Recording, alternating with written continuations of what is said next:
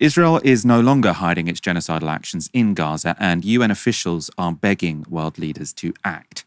At a meeting of the UN Security Council on Tuesday, the organization's coordinator for humanitarian relief, Tom Fletcher, delivered this powerful speech.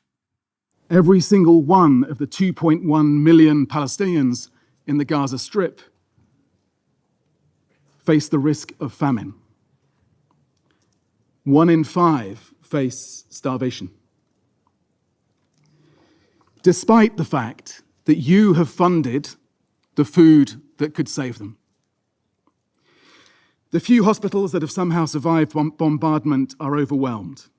The medics who have somehow survived drone and sniper attacks cannot keep up with the trauma and the spread of disease. Even today, the European Gaza hospital in Khan Yunis was bombed again, with even more civilian casualties reported.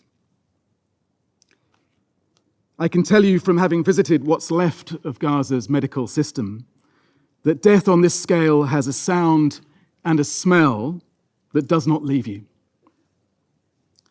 As one hospital worker described it, children scream as we peel burnt fabric from their skin. And yet we hear that we did all we could. And for those who will not survive what we fear is coming, in plain sight, it will be no consolation to know that future generations will hold us in this chamber to account. But they will. And if we have not seriously done all we could, then we should fear that judgment. I think that phrase, in plain sight, is what was, I mean, everything he said was really powerful. I recommend going to seek out and watching the whole speech. But he was saying, you know, these despicable, horrific actions that will be looked on in history as a genocide, I'm sure. And it was all in plain sight. And everyone on the Security Council, well, especially the Western countries on the Security Council, either actively backed Israel in doing it or said, well, what can we do?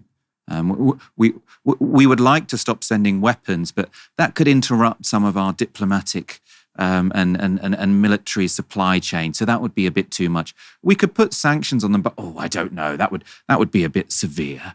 You know, there are very, very concrete things that the US, the UK, France, Germany, not on the Security Council, but they're a key exporter of weapons to Israel, could be doing to stop the genocide that we can see in plain sight.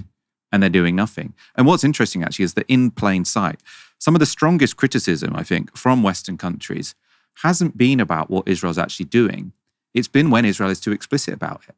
So they say, oh, yeah, Israel is, when they watch the bombing of the hospitals, when they watch the siege of the people, they say, oh, well, maybe Israel has that. Starmer infamously said, Israel has that right? Israel has that right to block off their food.